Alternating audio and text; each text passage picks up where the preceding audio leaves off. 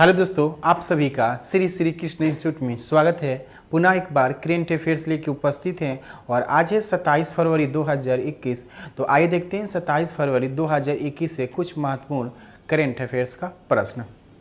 तो ये है आपका पहला प्रश्न है कि समुद्र के अंदर यानी अंडर सी टनल भारत की पहली सुरंग कहाँ बनाई जा रही है। तो ये आपको ये सुरंग बनाई जा रही है मुंबई शहर में। कहाँ? तो ये मुंबई शहर में आपको ऐसा ही आपको टनल बनाई जा रही है जो सुरंग बनेगा। कहाँ पे? मुंबई में। मुंबई जो है ये महाराष्ट्र की क्या है? राजधानी है। और भारत का जो केंद्रीय बैंक है यानी रिजर्व बैंक ऑफ इंडिया, जिसका हेड क्वार्टर भी कहाँ है? मुंबई है। और मुंबई को हम लोग सूती वस्त्र की राजधानी और भारत की वित्तीय राजधानी भी हम कहते हैं। वर्तमान आरबीआई का जो हेड क्वार्टर है मुंबई में और वर्तमान आरबीआई के गवर्नर हैं आपको शक्तिकांत दास।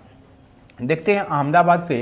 अहमदाबाद जो है ये आपको गुजरात का शहर है अहमदाबाद, और यहीं पर विश्व का सबसे बड़ा क्रिकेट स्टेडियम बनाया गया है जिसका नाम था मोटेरा स्टेडियम, जो आपको ये अहमदाबाद में है, जिसका अभी हाल ही में 24 फरवरी को उद्घाटन किया गया और इसका नाम रखा गया है श्री नरेंद्र मोदी क्रिकेट स्टेडियम, जो कहाँ है? अहमदाबाद में। और ये विश्व का सबसे बड़ा क्रिकेट स्टेडियम है। इससे पहले था मेलबर्न क्रिकेट स्टेडियम, जो आपको ऑस्ट्रेलिया को उससे भी बड़ा बना है ये क्रिकेट स्टेडियम, जो भारत में है, जिसकी क्षमता 1,10,000 है।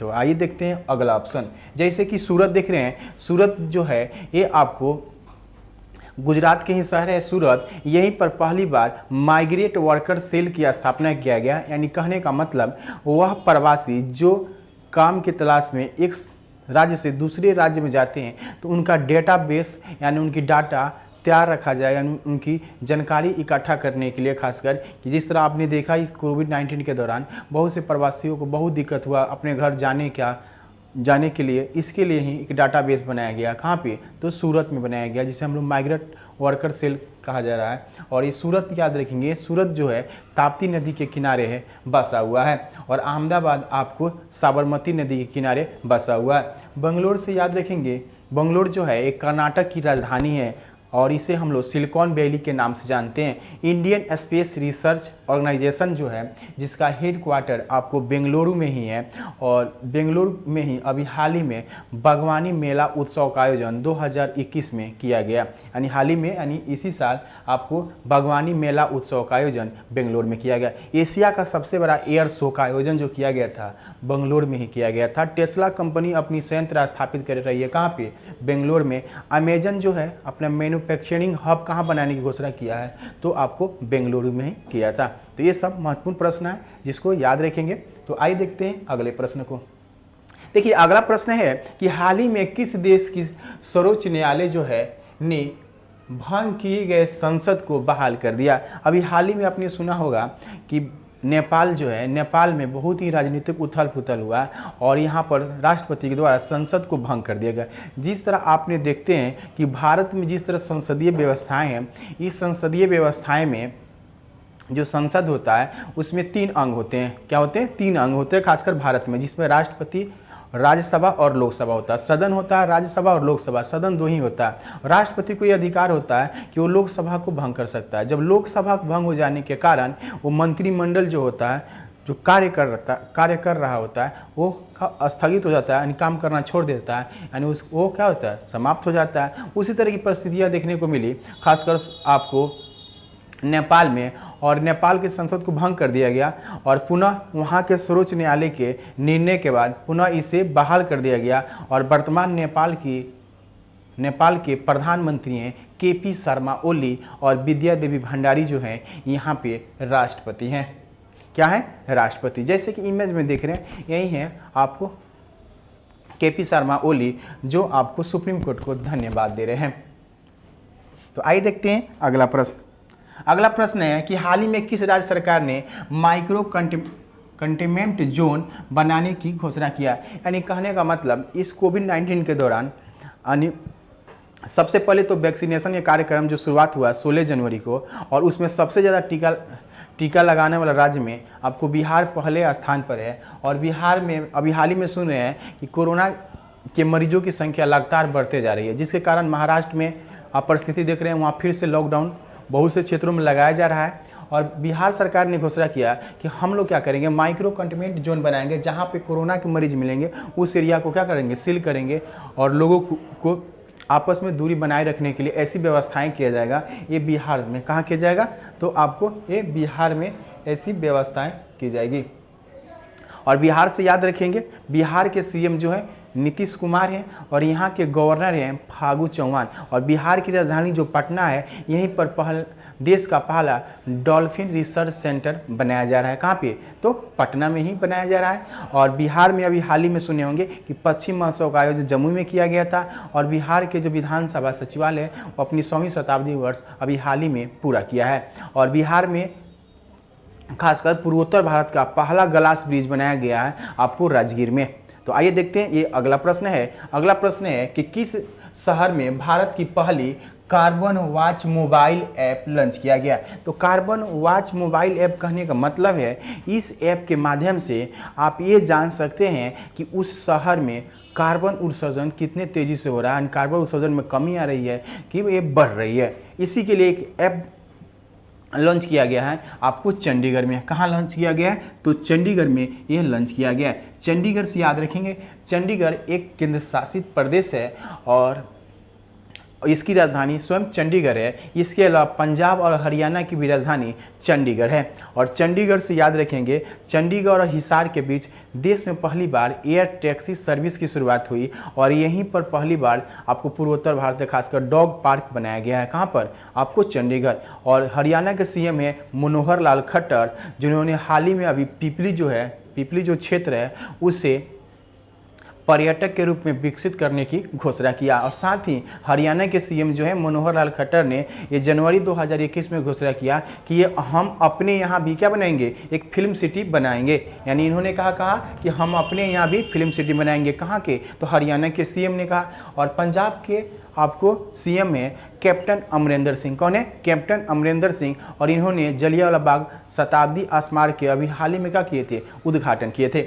हैदराबाद से याद रखेंगे, हैदराबाद को हम लोग जिनोम वैली के नाम से जानते हैं और ये मुंशी नदी के किनारे बसा हुआ है। और हैदराबाद जो है, हैदराबाद ये तेलंगाना की राजधानी है हैदराबाद। और हैदराबाद जो हाई कोर्ट है उसकी पहली महिला मुख्य न्यायाधीश बनी है हिमा कोहली। कौन बनी है, तो हिमा कोहली जो है ये पहली महिला मुख्य न्यायाधीश बनी है। कहाँ, हैदराबाद की।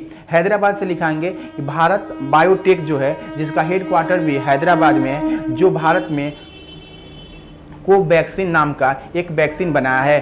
कौन, तो भारत बायोटेक बनाया है। और हैदराबाद को ही आपको ट्री सिटी ऑफ वर्ल्ड के रूप में नामित किया गया। ये देश का एक पहला शहर था, अन्य देश का अपना एक ही शहर है, वो हैदराबाद को शामिल किया गया।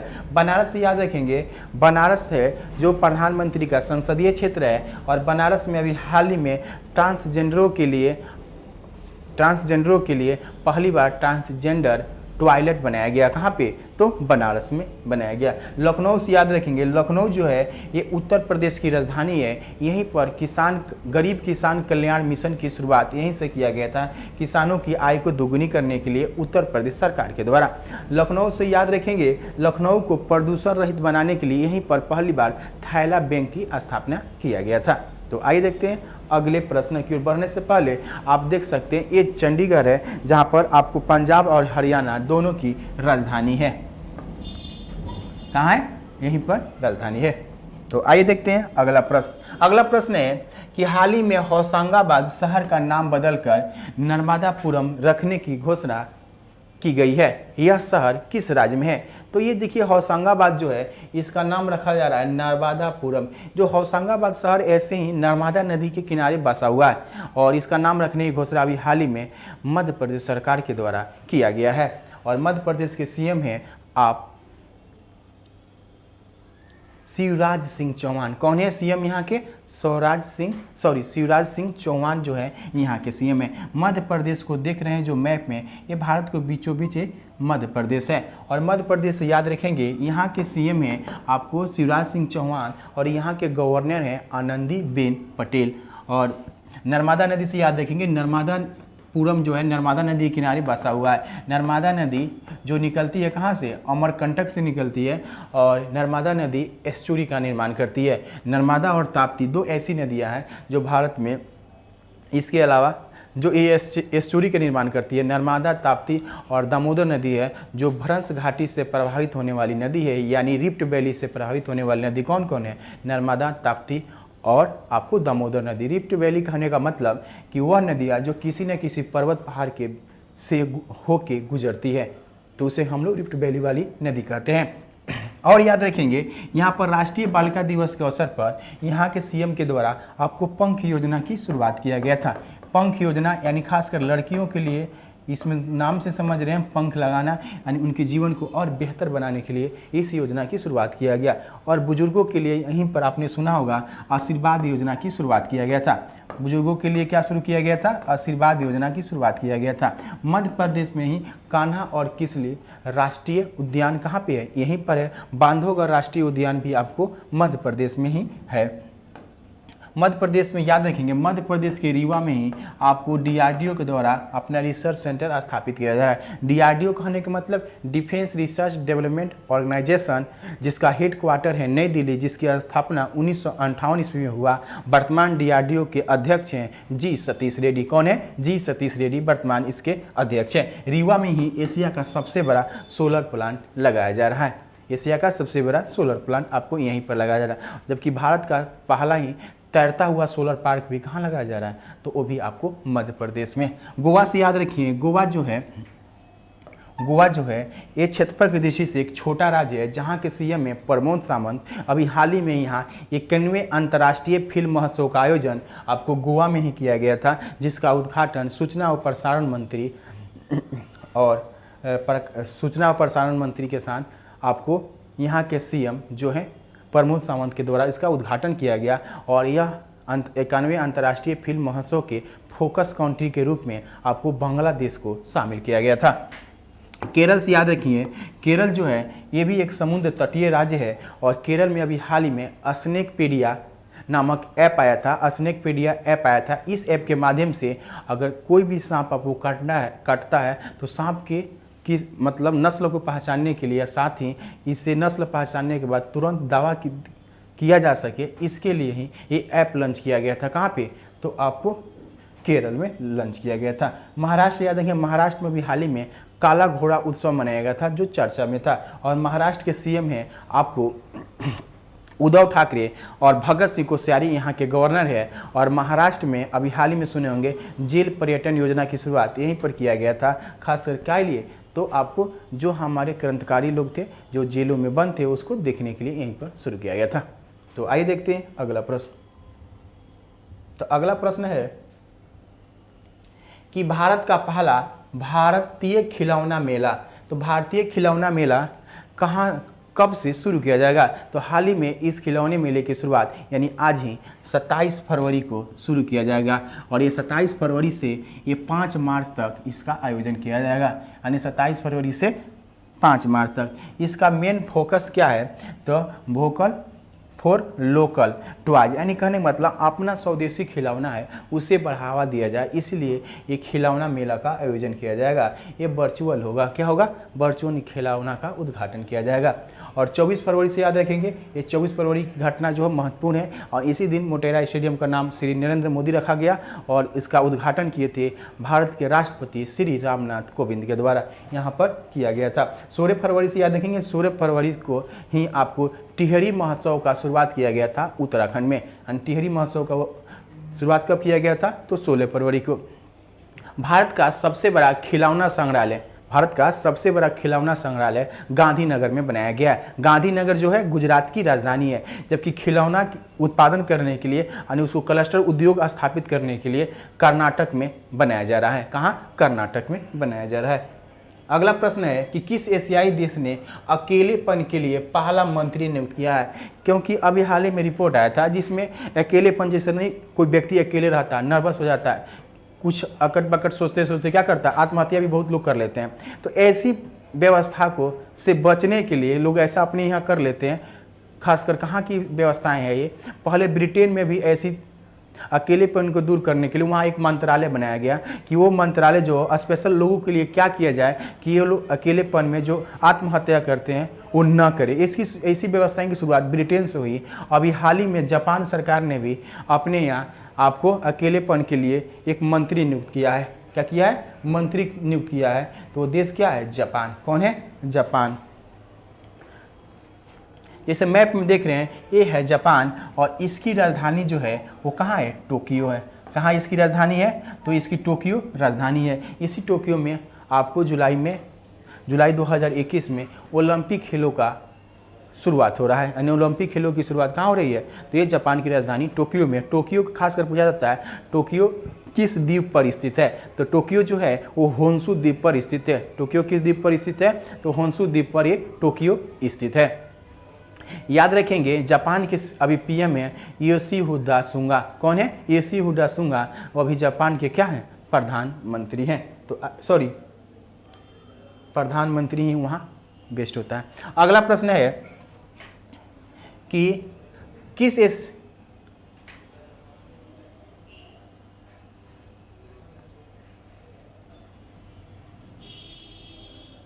राज्य में राज्य सरकार ने प्रौद्योगिकी नवाचार हब का उद्घाटन किया है? तो ये देखिए मैप में थोड़ा मिस लग गया। ये जैसे है ये उद्घाटन किया गया अभी हाल ही में हिमाचल प्रदेश में। कहाँ किया गया है? हिमाचल प्रदेश में किया गया। हिमाचल प्रदेश जो है जिसकी राजधानी है शिमला, यहीं पर पहली बार स्की बर्फ पार्क बनाया गया। कहाँ? शिमला में बनाया गया। हिमाचल प्रदेश के सीएम है जयराम ठाकुर। जब गीता महोत्सव का आयोजन किया गया था आपको हाल ही में, तो गीता महोत्सव का आयोजन किया गया था कुरुक्षेत्र हरियाणा में, जिसका उद्घाटन जयराम ठाकुर के द्वारा किया गया था। यहाँ प्रश्न में थोड़ा सा डिफरेंट ये होता है कि पूछ दिए गीता महोत्सव का आयोजन तो किया गया हरियाणा में, किंतु उसका उद्घाटन किए थे आपको जयराम ठाकुर जो हिमाचल प्रदेश के सीएम है। हिमाचल प्रदेश से याद रखेंगे हिमाचल प्रदेश को ई पंचायत पुरस्कार से सम्मानित किया गया था। ये देश का पहला राज्य है जो 100% एलपीजी गैस कनेक्शन पहुंचाने वाला, यानी हर घर तक 100% एलपीजी गैस दिया है। और हिमाचल प्रदेश में ही पहली बार आपको हींग की खेती की शुरुआत किया गया। और हिमाचल प्रदेश ने नई शिक्षा नीति लागू करने वाला ये देश का पहला राज्य है हिमाचल प्रदेश। अब ऑप्शन में दे ही दिया है उड़ीसा और मैप में भी देख रहे हैं उड़ीसा। तो आइए उड़ीसा पर भी चर्चा कर लेते हैं। उड़ीसा को देख रहे हैं, उड़ीसा जो है एक समुद्र तटीय राज्य उड़ीसा भी है और यहाँ प्रमुख बंदरगाह जो है पारादीप बंदरगाह। कौन है? पारादीप जो बंदरगाह है ये उड़ीसा के, और ये पारादीप बंदरगाह जो है ये भारत का दूसरा बड़ा गहरा बंदरगाह है। यानी दूसरा बड़ा गहरा बंदरगाह कौन है? पारादीप। जबकि पहला गहरा बंदरगाह जो है वो विशाखापट्टनम है जो आंध्र प्रदेश का है। क्या है? आंध्र प्रदेश में। देखो आप देखते होंगे कोणार्क मंदिर। कोणार्क मंदिर जो भी है कहाँ है? उड़ीसा में, जिससे हम लोग सूर्य मंदिर भी कहते हैं। और कोणार्क मंदिर देश का ऐसा मंदिर है जो 100% सौर ऊर्जा से संचालित होता है। यानी कहने का मतलब ये हुआ कि वहाँ जो भी प्रकाश आप देखते हैं वो लाइट जले या जो भी कार्य होता है वो सौर ऊर्जा से किया जाता है। उड़ीसा के सीएम हैं आपको नवीन पटनायक और गणेशी लाल यहाँ के गवर्नर हैं। अभी हाल ही में आपको यहाँ उड़ीसा के बालासोर में आपको थंडर स्टॉर्म रिसर्च सेंटर पहली बार स्थापित किया जा रहा है भारत के बालासोर में, जो उड़ीसा राज्य में ही स्थित है। यहीं पर राउरकेला में भारत का सबसे बड़ा हॉकी स्टेडियम बनाया जाएगा। कहाँ? राउरकेला में, जिसका नाम रखा गया है बिरसा मुंडा। क्या रखा गया? बिरसा मुंडा। और यहीं पर पहली बार भारत में खेलो यूनिवर्सिटी गेम्स का आयोजन किया गया था। यानी खेलो यूनिवर्सिटी गेम्स का पहली बार आयोजन कहाँ किया गया था? तो 2020 में फरवरी मंथ में ही किया गया था। कहाँ? आपको उड़ीसा में। और इस साल 2021 में खेलो यूनिवर्सिटी गेम्स की मेजबानी कौन राज्य करेगा? तो कर्नाटक करेगा। यानी खेलो यूनिवर्सिटी गेम्स 2021 का आपको मेजबानी राज्य कौन करेगा? तो वो मेजबानी करेगा कर्नाटक। यानी कहने का मतलब ये कर्नाटक में इसका आयोजन किया जाएगा। राजस्थान से याद रखेंगे, राजस्थान के जो सीएम है अशोक गहलोत, यहीं पर पहली बार भिखारी मुक्त अभियान चलाया गया। यानी भिखारी मुक्त योजना की शुरुआत आपको राजस्थान में किया गया था। मोक्ष कलश योजना यहीं पर शुरुआत किया गया था। इंदिरा रसोईया योजना की शुरुआत किया गया था। यानी कम पैसे में आपको मात्र 8 रुपये में फुल भोजन दिया जाए। जिस तरह माँ रसोईया योजना की शुरुआत आपको पश्चिम बंगाल में किया गया था, 5 रुपये में भरपेट भोजन देना। जिस तरह झारखंड के दाल भात योजना था 5 रुपये वाला, उसी तरह महाराष्ट्र में आपको शिव थाली योजना जो था जो 10 रुपये में भरपेट खाना देने की बात कहा गया था। तो आइए देखते हैं अगला प्रश्न। अगला प्रश्न है कि हाल ही में किस राज्य में फूल प्रसंस्करण केंद्र की स्थापना किया जाएगा।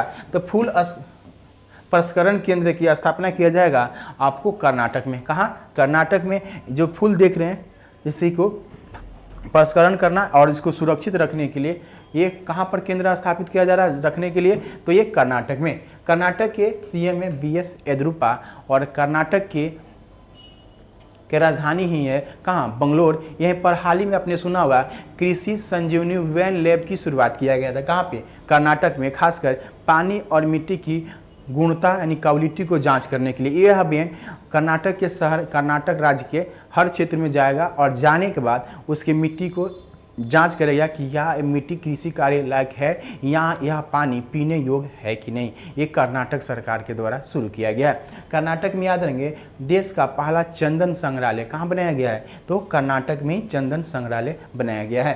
कर्नाटक में के जो बंगलोर हैं वहीं पर पहली बार आप देखे होंगे RORO एक ट्रेन है जिस सेवा की शुरुआत यहीं पर किया गया था। यानी RORO ट्रेन सेवा की शुरुआत कहाँ किया गया था, तो कर्नाटक के बेंगलुरु से ही शुरू किया गया था।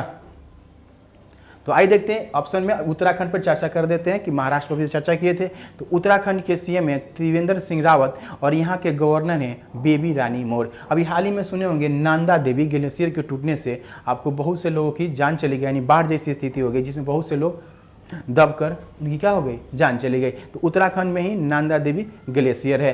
उत्तराखंड के से याद रखेंगे अभी हाल ही में उत्तराखंड में ही आपको पहली बार पिथौरागढ़ में आपको सेवाल पार्क बनाया गया था। मॉस गार्डन पार्क आपको यहीं पर बनाया गया है। उसके अलावा लाइकेन पार्क यहीं पर बनाया गया और यहाँ की राजधानी जो है देहरादून। क्या है? देहरादून, जहाँ पर राष्ट्रीय वन अनुसंधान केंद्र कहाँ है? देहरादून। और देहरादून को अभी हाल ही में उत्तराखंड सरकार ने 100% साक्षर जिला घोषित किया है। यानी 100% साक्षर जिला किसे घोषित किया है, तो देहरादून को घोषित किया है। और इसके अलावा याद रखेंगे उत्तराखंड की एक नई राजधानी भी बनाई गई थी, गैंडसौन। क्या बनाई गई थी? गैंडसौन। गुजरात के सीएम है आपको विजय रूपानी। कौन है? विजय रूपानी है। और यहाँ के गवर्नर है आचार्य देवव्रत। कौन है? आचार्य देवव्रत है। तो आइए देखते हैं अगला प्रश्न। अगला प्रश्न है रिवीजन के, देखते हैं 2-4 प्रश्न। पूर्वी भारत का पहला कौशल विश्वविद्यालय का नींव किस राज्य में रखा गया? तो ये कौशल विश्वविद्यालय का नींव जो पहला है वो रखा गया है कहाँ? असम में रखा गया है। क्या रखा गया? असम में रखा गया। इसी तरह के कुछ प्रश्न हैं जो पहला वाला याद रखेंगे। जैसे पहला कौशल विश्वविद्यालय कहाँ बनाया गया है, तो आपको बनाया जाएगा असम में। उसी तरह केरल में भारत का पहला आपको डिजिटल विश्वविद्यालय, यानी भारत का पहला डिजिटल विश्वविद्यालय कहाँ बनाया जा रहा है, तो केरल की राजधानी त्रिवेंद्रपुरम में बनाया जा रहा है।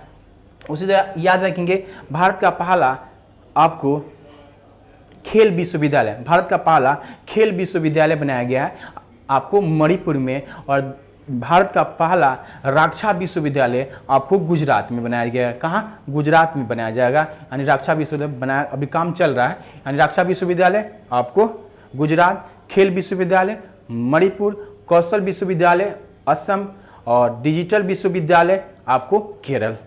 तो इसको याद रखेंगे। इस पर रिवीजन हमने करवाया था अगले वीडियो में। किस राज्य की सरकार ने पति के पृथक संपत्ति में महिलाओं को सहस्वामित्व अधिकार प्रदान करने का अध्यादेश जारी किया? यानी कहने मतलब पति के में हिस्सेदारी महिलाओं को तय किया गया, यानी मालिकाना हक देने का बात कहा गया है। कहाँ? तो उत्तराखंड सरकार के द्वारा।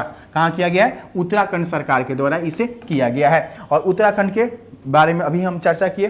तो आइए देखते हैं पश्चिम बंगाल से, याद रखते हैं पश्चिम बंगाल पर चर्चा कर देते हैं। तो पश्चिम बंगाल में अभी हाल ही में माँ रसोईया योजना की शुरुआत किया गया, क्योंकि अभी पश्चिम बंगाल में क्या होने वाला है? चुनाव होने वाला है। और इसी के लिए आपको पश्चिम बंगाल में माँ रसोईया योजना शुरुआत किया गया दोपहर की भोजन के लिए। यहीं पर कृषक बंधु योजना शुरुआत किया गया। देश का पहला टायर पार्क यहीं पर बनाया जा रहा है। और याद रखेंगे पहली बार जल पक्षियों की जनगणना कहाँ हुई, तो आपको पश्चिम बंगाल में ही किया गया था। आइए देखते हैं अगला प्रश्न। अगला प्रश्न है कि किस राज्य सरकार ने स्मार्ट आंगनबाड़ी के निर्माण का निर्णय लिया है। यानी आंगनबाड़ी को आपको स्मार्ट बनाना, यानी अच्छे तरह से विकसित करना, यह शुरू किया गया है आपको केरल सरकार के द्वारा। यानी केरल में आपने देखा कि पहली बार डिजिटल विश्वविद्यालय बनाना हो, यहाँ अपनी एजुकेशन को पूरी तरह से आपको डिजिटल बनाना, अपनी शिक्षा को पूर्णतः डिजिटल बनाने वाला भी देश का ये पहला राज्य है। और यहाँ पर शिक्षा को और जागरूक करने के लिए ज्ञान मिशन जैसी अभियान भी चलाई जा रही है। और केरल तो ऐसे भी भारत का सर्वाधिक साक्षरता वाला राज्य है। केरल क्या है? सर्वाधिक साक्षरता वाला राज्य भी है। और यहाँ के सीएम में पिनेरी विजयन और मोहम्मद आरिफ खान, ये क्या है? यहाँ के गवर्नर। केरल जो है देश का पहला राज्य है जो मिनिमम सपोर्ट प्राइस यानी न्यूनतम समर्थन मूल्य लागू करने वाला ये देश का पहला राज्य ही है। और केरल में ही पहली बार महिलाओं के लिए भी व्यापारिक केंद्र स्थापित किया गया था। तो आइए देखते हैं अगला प्रश्न को। अगला प्रश्न है कि पेपर लेस बजट प्रस्तुत करने वाला ये भारत का पहला राज्य कौन है? पेपरलेस यानी का मतलब डिजिटल बजट प्रस्तुत किया गया है उत्तर प्रदेश सरकार के द्वारा। यानी ये भारत का पहला राज्य है। और भारत में स्वतंत्र भारत में पहली बार भारत में भी जो केंद्रीय बजट प्रस्तुत किया गया 1 फरवरी को, वो पूर्णतः डिजिटल बजट था। यानी पूर्णतः पेपरलेस बजट प्रस्तुत किया गया, जिसकी जानकारी आप केंद्रीय बजट मोबाइल ऐप से आप जान सकते हैं। और भारत के वित्त मंत्री हैं निर्मला सीतारमण, जिनके द्वारा प्रस्तुत किया गया। बजट को हम लोग कहते हैं, बजट होता क्या है? तो बजट का शाब्दिक अर्थ होता है चमड़े का थैला। ऐसे बजट का अर्थ ही हुआ वार्षिक वित्तीय विवरण। क्या होता है? वार्षिक वित्तीय विवरण। क्योंकि हमारे संविधान में बजट शब्द की चर्चा नहीं किया गया, इसके स्थान पर अनुच्छेद 112 में वार्षिक वित्तीय विवरण की चर्चा किया गया। और जिसका अर्थ होता है कि आगामी वर्ष का एक लेखा जोखा होता है। क्या होता है? आगामी वर्ष का लेखा जोखा होता है बजट।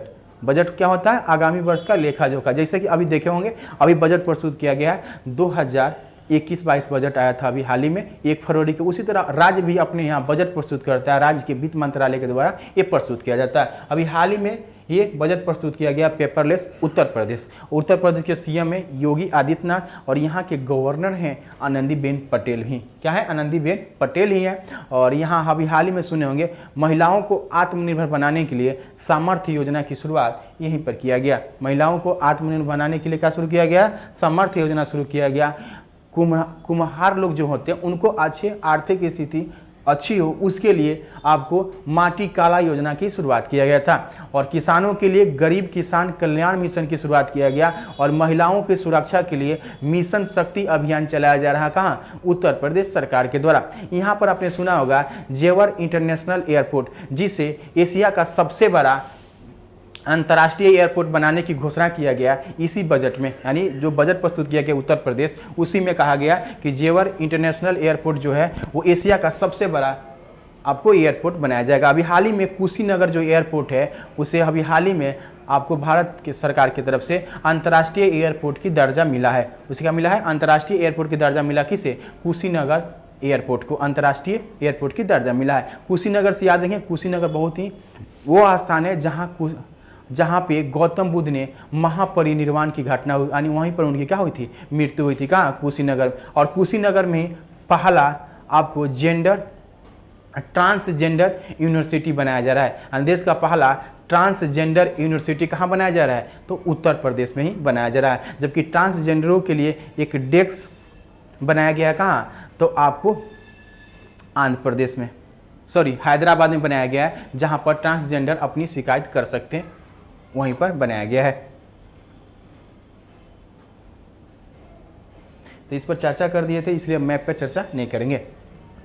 अब अगला प्रश्न है कि किस राज्य ने ग्रामीण इलाकों में बेहतर स्वास्थ्य सुविधा उपलब्ध कराने के लिए वंडर ऐप को लॉन्च किया? देखिए, इस ऐप के माध्यम से बिहार सरकार के द्वारा लॉन्च किया गया है। इसमें खासकर गर्भवती महिलाओं को समय पर उनको आर्थिक लाभ पहुंचाया जाए और साथ ही उसके जल्दी इलाज किया जा सके। इस ऐप पर जानकारी देने के बाद ऐसी व्यवस्था की जाएगी सरकार के द्वारा, और ये शुरू किया गया बिहार सरकार के द्वारा। जिस तरह आपने सुना होगा राज्य के नीति निर्देशक तत्व के तहत अनुच्छेद 42 में कहा जाता है कि प्रसूति महिलाओं को सहायता पहुंचाना, यानी राज्य सरकार का ये दायित्व होता है कि खासकर प्रसूति महिलाओं को सहायता पहुंचाना। उसी तरह का है वंडर ऐप, इस ऐप के माध्यम से भी आपको गर्भवती महिला जो होती है उसे इलाज में लाभ पहुंचाया, जल्द से इलाज किया जा सके। तो इस तरह कुछ करेंट अफेयर्स था जिस पर हमने चर्चा किया। तो मिलेंगे अब अगले वीडियो के साथ। Thank you.